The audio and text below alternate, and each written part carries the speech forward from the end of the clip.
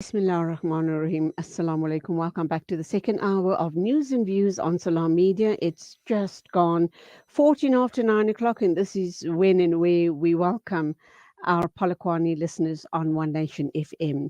We're moving along, and do remember we'll be talking with Miriam Yah a little later on in the show about career options and choices to the matric class of 2023. We will also be talking with Shuaib Chauhan, eyewitness and victim of the robbery at the Kwaggafontein Masjid. But first up, in the second hour, we'll be talking with a regular guest. And that, of course, is Ashraf Patel. He's a research associate at the Institute for Global Dialogue, and he's written a very interesting article regarding the G20 for the year 2024, and it's about Brazil's big boost for the global south. And about time we had a boost in the global south. Assalamu alaikum to you, Ashraf. Welcome to the program. Walaikum salam, Julie and listeners. Hope you all well on this sunny, lovely day. Alhamdulillah, with your du'as. So let's kick off by asking the all important question. Brazil's G20 presidency is, according to your article, and rightly so, a historic and emblematic moment in the country's resumption of prominence on the international stage. It will mean issues that are a priority to President Lula. Um, his third term will be put on the agenda, and it will be as follows, I think, fighting hunger, poverty, and inequality. And I also understand that there are three dimensions of sustainable development. That would be economic, social, and environmental. So that's the headline to this article you've written. How significant is it for the BRICS countries, and particularly the global south? And of course, it's going to have impact on the global north as well. Yes, definitely, Julie. It's a huge boost. I mean, it's so amazing to think that we already in the first quarter of this century, almost 25 years. And you must remember that President Lula's first term was in 2002, at the dawn of the millennium. So there's a huge time spectrum. And indeed, President Lula is one of those champions of the global south and for social justice, and for workers' rights, for gender and environment. So these are big, huge themes that will push the G20 agenda. Now, it's quite interesting that this year it would be called G21, because for the first time, the Africa Union, has been incorporated into the G20's program. So technically, it's the G21. Why is it a big boost for the global south? I think several reasons. The first is, if you may recall, that the G20 was formed in 2009, just in the aftermath of the global financial crisis. So its entire objective was to save the global financial system, which it did by injecting billions of dollars of liquidity into the system to save, if you like, the global capital system or capitalist system.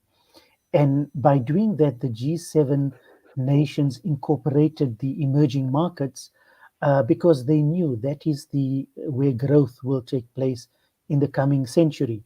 So it was a kind of strategic push to incorporate emerging nations like Brazil, Turkey, China, India, Saudi Arabia, etc. But what we're seeing now is, in a multipolar world, we also have other anchors of the global south, and that being the BRICS group of nations, i.e., BRICS Plus. So this year is a huge boost for the global south. And fortunately, under the leadership of President Lula, you have G21 on one side, and then you have BRICS Plus on the other side. And this year, that would be chaired by Russia. So you're having two major boosts into expanding the influence of the global south. So it's a fairly significant time for Africa, the global south. And under the stewardship of President Lula, I think we have a massive opportunity to put a fair deal on the global agenda.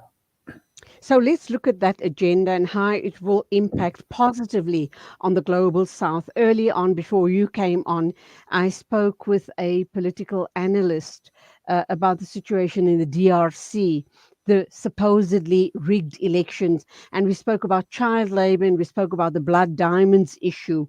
And these are the type of things we don't want to be dealing with any longer. It's got to be done away with. Do you believe G20 or G21, as you believe it's going to be renamed, would be able to address all of these situations and put us onto a very strong footing? Question number one. And question number two, do you think this is where there has been a lot of talk for a long while now regarding the de dollarization? Do you think this is a platform where it might be raised and possibly talks around getting it on track? Yes, Julie, very relevant questions. For the African continent, it's a huge deal. Precisely as we've discussed in the past, Africa faces several challenges or headwinds. The first being the new Africa debt crisis. Now, the G20 was formed around the need for a new global financial architecture. Unfortunately, after 14 years, it has not achieved a sustainable debt deal for emerging nations, especially sub-Saharan Africa. So for the Africa Union, we would be looking forward to what kind of new deal or debt deal that the powerful creditor nations would schedule for many African nations, be it Ethiopia, Zambia, even Ghana, one of the rising stars in Africa, even though it discovered oil and gas, its national budget is not sustainable. And that is because of the high interest rates that it pays to creditors. Now, that would be the first major item on the agenda. Coming to the other items like the DRC and other resource rich nations, as you know, they are trapped in the resource curse, meaning that where there are scarce resources such as oil, gas, lithium in the DRC and Mozambique, for instance, you find a mushrooming of conflicts. And that falls within the Africa Union silencing the guns program. The Africa Union is committed to trying to mediate in these nations or regions of the DRC, Uganda, Mozambique, in finding sustainable solutions through mediation. But that needs multi-dimensional actors, including non-state actors, to find sustainable solutions. And there, the G20 can play a huge role for several reasons. One is the major donor nations are there, such as the EU, and the other is the major BRICS nations are there, such as China, Russia, Saudi Arabia, etc. So you do have a platform in which there can be an enlightened, expanded focus on the African development and peace agenda. And this is what a lot of the analysts have been pushing for over many, many years. But remember, the agenda has now mushroomed to many other themes, whether it's climate finance or gender, etc., etc. So Africa's voice is also amongst a multitude of competing agenda items, but it is a huge opportunity for Africa at the G20, especially under the leadership of President Lula of Brazil. Okay, he seems to be on a winning streak. He has delivered. He hasn't let his voters down. He's the type of president that we want to see here in the global south, in all of our countries, because he has delivered and he continues to deliver. So let's look at the article and further expand on the article you've written. You also talk about global governance reform. What are we looking at? This is a huge question, Julie, and this is where BRICS come in a big way. So, as you know, the global institutions, the primary apex of world institutional formations, is the IMF, the World Bank, and the World Trade Organization.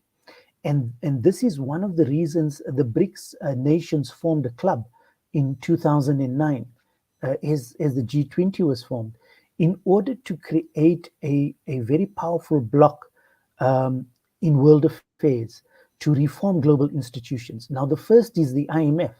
The IMF has always been the most challenging and problematic institution because it's at the apex of financial power. And there, of course, the US and Europe dominates in terms of shareholdings of the IMF. And the one big agenda of G20 under Brazil and BRICS would be to ensure more nations have a broader shareholding within the IMF. And that would mean having access to special drawing rights so that when nations go into default or currency situations, they can draw upon resources equitably from the IMF. Currently, that's not the case.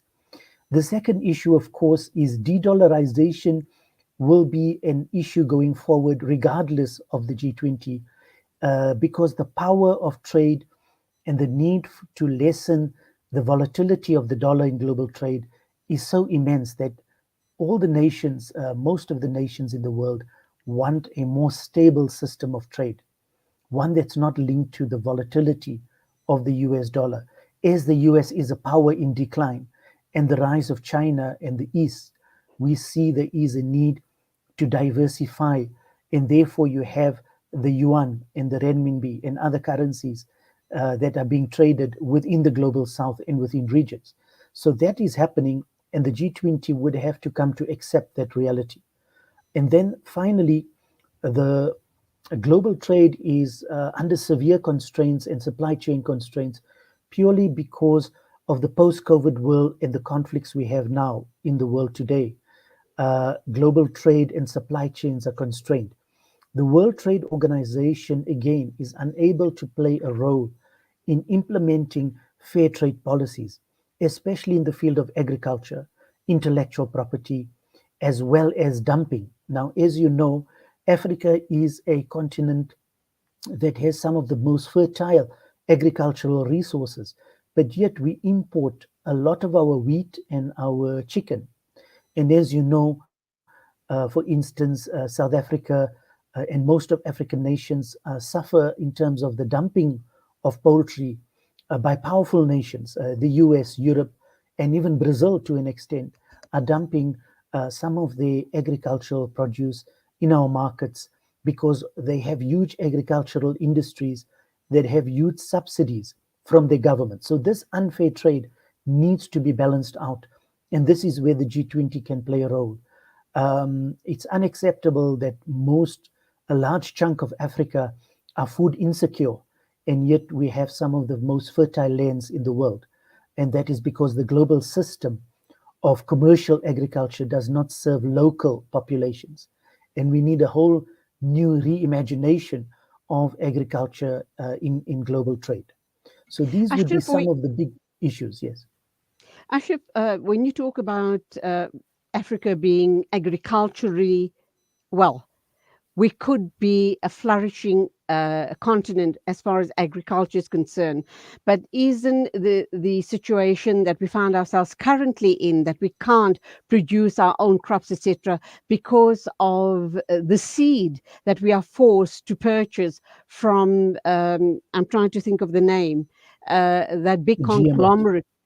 There you yes, go. yes. And also the issue around the genetically modified seed and all the repercussions regarding that. We are really hooked. We as Africa have been hooked by the Western nation regarding that impasse. Will we ever break it? Can it ever be broken? And would the G20 or perhaps BRICS be able to break that stalemate? Because isn't that the reason why we have all of these different organizations speaking on behalf of the global south? A very good question. Remember, agriculture is at the very foundation of world trade. In fact, the European Union, there was no such thing as the European Union You had firstly in the 1950s the common agricultural market. So agriculture is the foundation of trade within regions and now globally. Sadly, most of Africa faces several problems because of the colonial structure. Most of the agricultural enterprises in Africa, a large chunk of them are foreign owned, and secondly, owned by the settler colonial system, i.e., in South Africa, Zimbabwe, Zambia, etc. And they are integrated in what is called global agricultural technologies, large scale agribusinesses that needs the kind of GMOs that are patented. And so getting into agriculture for an ordinary African farmer is very expensive and there are many barriers. And this is where nations like BRICS and the Africa Union can ensure that we need to promote small scale farmers. We need to localize agriculture. And many parts of Asia, for instance, the reason Asia is a powerhouse is because its agricultural system is rooted in the villages and communities, where every village is sustainable. They grow their own rice and their crops, and the surpluses go to the markets, and then it goes to the national markets in supermarkets. Whereas in Africa, it's actually the other way around. So we do need a major transformation, what is called an agri ecology transformation. Currently, the World Trade Organization, the agreement on agriculture has been stalled for 20 years. The Doha round has been stalled for 20 years. So all major reforms in the WTO are at a stalemate. And there is no dispute settlement mechanism. So the G20 and BRICS this year will put on the agenda solutions to unlock the blockage or the gridlock at the World Trade Organization. Well, let's hope and pray that that does in fact happen. We need to wrap up. I need to touch on two more headings that you've actually penned in this article, which is very, very crucial as far as the G20 or 21 is concerned. Key issues and challenges at G20 in Brazil in this year, and also the social as an encouraging new innovation. So, those two issues, if you can respond to, please. Thanks for that, Julie. Yes, one of the encouraging new innovations at the G20 that President Lula will bring on board is what is called the G20 Social. So, for the first time, remember the G20 has correctly been criticized as being very elitist. So, every year at G20 events, global civil society and social justice networks do have protests as well as opposition to the G20 agenda. Whereas President Lula is quite mindful that in his first term, Brazil hosted a forum called the World Social Forum in 2005 in Porto Alegre, Brazil. And that was a role model, a kind of new mechanism in bringing local voices in the global south on the big issues of the day. That was the high point of the global social justice movement. Obviously, the world is in a much more fractured and divided place these days. But what President Lula has managed to do is on the platform of social justice, of inclusion, of cohesion, he has created a new platform called the G20 Social. Now, this platform allows for civil society, organized labor, landless people's movements, gender, and small scale agriculture organizations to come together and have their parallel workshops that will feed into the G20 so that voice can be amplified and feed into the G20 processes. And I think that is very encouraging and a good opportunity for Africa and voices in Africa to raise its voice in a clear way for the G20 agenda and its programs. Inshallah. Our next guest is standing by. I have so many more questions for you, Ashraf. We're going to have to pick up where we've left off here today another time. Very, very quickly, if you can give me a short answer. How is this different or similar to Davos, the G20? Very different. It's In many ways, it's different, and in many ways, it overlaps.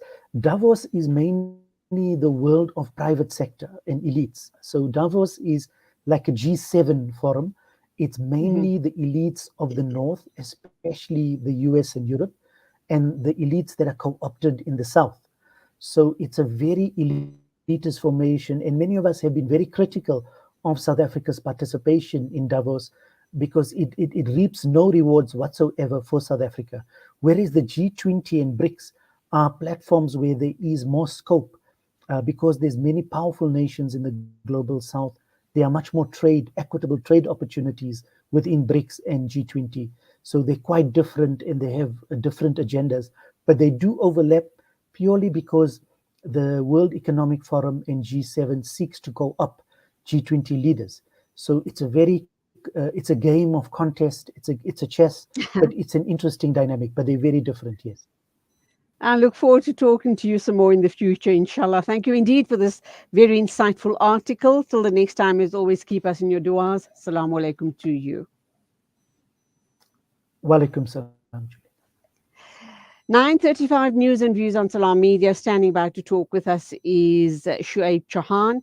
He is an eyewitness and a victim of the robbery at the Kwaggafontein Masjid. He'll talk to us in a minute or two.